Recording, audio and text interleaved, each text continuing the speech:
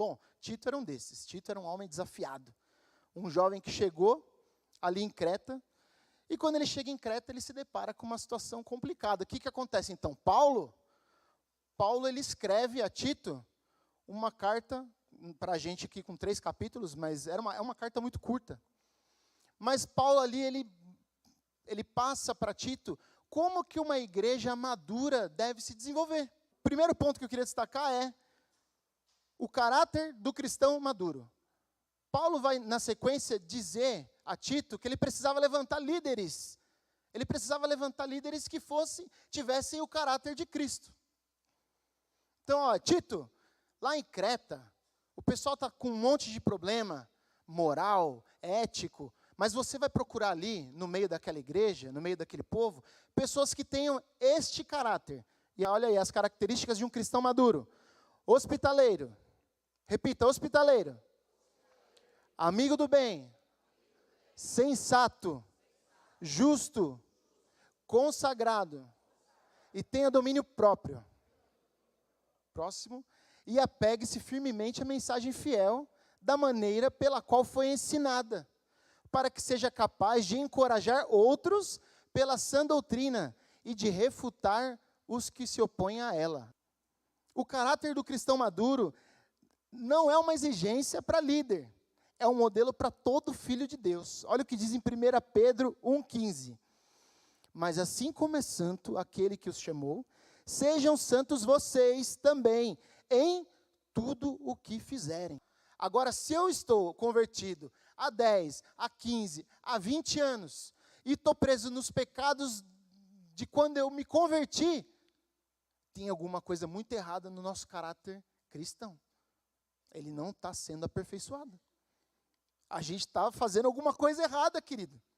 Não estou falando aqui para vocês, é para nós, tá? Então, a maturidade começa quando buscamos, com a ajuda do Espírito Santo, a refletir o caráter de Cristo. Segundo ponto. Isso é muito importante, tá? Principalmente nós que vivemos uma igreja em célula. A gente precisa viver isso. 2, o discipulado. Discipulado que gera crescimento. Então, Paulo está falando o quê? Tito, pega os homens e as mulheres mais velhas e ensina para eles como eles devem viver. Para quê? Olha só, a sequência. Assim poderão orientar as mulheres mais jovens a amarem seus maridos e seus filhos. Seguindo, a serem prudentes e puras e a estarem ocupadas em casa e a serem bondosas e sujeitas a seus maridos, a fim de que a palavra de Deus não seja difamada. Da mesma maneira, encorajem os jovens a serem prudentes. Em tudo, seja você mesmo um exemplo para eles, fazendo boas obras. Em seu ensino, mostre integridade e seriedade. Use linguagem sadia, contra a qual nada se possa dizer, para que aqueles que se opõem a você fiquem envergonhados por não poderem falar mal de nós. Aleluia!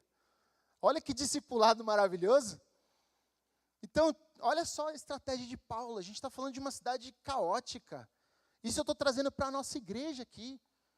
Nós, graças a Deus, não temos uma igreja caótica, uma igreja abençoada. Então, pega aqui as pessoas mais velhas, que têm influência na cidade, que têm o caráter de Cristo. Ensina para que eles possam ensinar os mais novos, os mais jovens. Os mais jovens nem sempre vão ser os mais jovens de idade. São os mais imaturos. Ou seja, o crente maduro cuida do crente imaturo. Olha que processo maravilhoso. A igreja começa a crescer, a igreja começa a se desenvolver, a igreja começa a se fortalecer.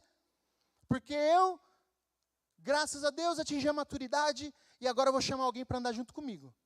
E eu começo a andar junto com essa pessoa, a pessoa também atinge um nível de maturidade, que ela também vai fazer a mesma coisa. O que eu faço? Eu deixo eles dois andando e vou buscar outro. E aqueles dois ali, quando atingirem o nível de maturidade, vão fazer a mesma coisa. Olha como o evangelho vai se espalhar. Olha como a maturidade vai alcançar todos nós.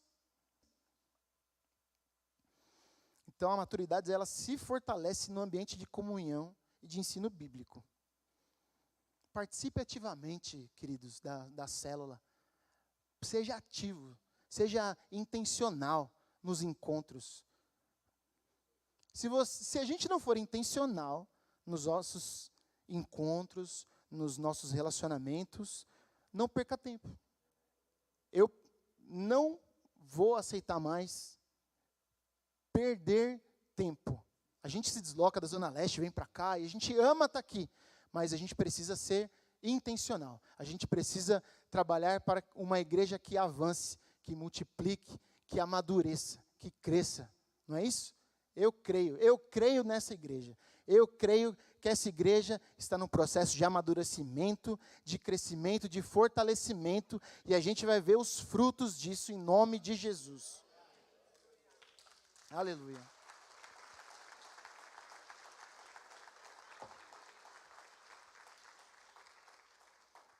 Terceiro ponto. A graça,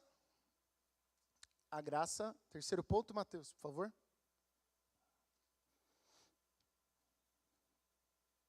Aí. A graça que salva e educa. Porque às vezes a gente fica olhando, como que eu vou fazer isso? Você está falando um negócio aí que é meio difícil de alcançar e tal. Calma, fica tranquilo, olha só. Tito 2, do 11 até o 14. Olha só, porque a graça de Deus se manifestou salvadora a todos os homens. Ela nos ensina, olha só, repita comigo, ela nos ensina, olha só, a graça que ensina, não é o pastor que ensina? Não, é a graça que ensina, oh, aleluia. Os líderes ajudam, mas quem ensina, quem muda o caráter é a graça. Você recebeu a graça? Eu também recebi a graça, então ela já está ensinando. Tem uma versão na Almeida Revista, ela fala assim, ela nos educa. A graça nos alcançou e ela que vai nos ensinar a fazer todas essas coisas. Que bênção! Através do Espírito Santo que já mora dentro de nós. Oh, meu Deus do céu! Então, a graça não apenas salva, ela também nos educa e transforma o nosso comportamento. Então, crente que está preso ali, desde que eu me converti, eu sofro, eu padeço desse mal. Olha aí, a graça transforma o nosso comportamento, e não só muda o comportamento, ela nos faz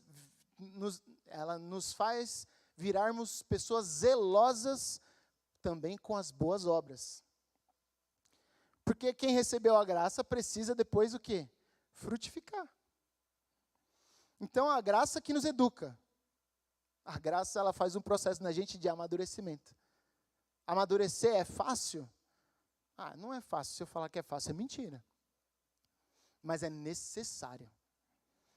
Amadurecer é um processo. Olha, amadurecer é um processo difícil. Só que a gente precisa se posicionar para isso. Senão a gente vai... como Deus vai sentir aquele orgulho que a gente sente quando a gente recebe o feedback dos nossos filhos? Poxa vida, gente, se para nós pais isso é maravilhoso, imagina para o Senhor ver a gente frutificar, errar. Se o seu filho errar com você, você vai puni-lo? Você vai chicoteá-lo? Não, né? Por isso que a gente recebeu a graça. O Senhor olha para a gente, Ele vê o sangue de Jesus em cima de nós. Ele não consegue mais ver a iniquidade, mas Ele precisa ver os frutos.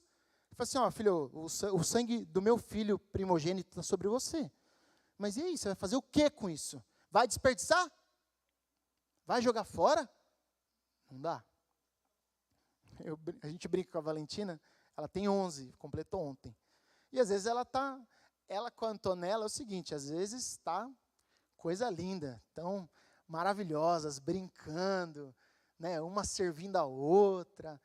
De repente, no mesmo dia, parece Israel e Irã. É míssil para tudo que é lado, é chinelo, você escuta barulho de tapa, e a gente começa a gritar, é aquela bagunça toda. E aí eu brinco com a Valentina, às vezes é uma provocação besta, e ela se batizou esse ano. Falei assim, vai se batizar de novo? Vai precisar se batizar de novo? Está amadurecendo. Às vezes a gente tem coisas de meninos ainda, às vezes a gente pisa na bola, óbvio que pisa. Mas o pai, ele faz o quê? Ele corrige o filho que ele ama. Ô Senhor, essa é a graça maravilhosa. Que melhor maneira de mostrar, de mostrar que a gente se arrependeu, que a gente se converteu, que a gente recebeu essa graça, que a gente foi transformado no nosso caráter, do que frutos. Falar, meus amigos, falar. Então, fruto, nada fala mais alto do que fruto. Olha só, Tito 3, do 1 ao 8, fala o seguinte: a gente precisa avançar, a gente precisa crescer. Aquele que é menino vai vir a se tornar homem. As meninas se tornarão mulheres de Deus. Depois os anciãos também ensinarão os jovens. E os jovens ensinarão a próxima geração.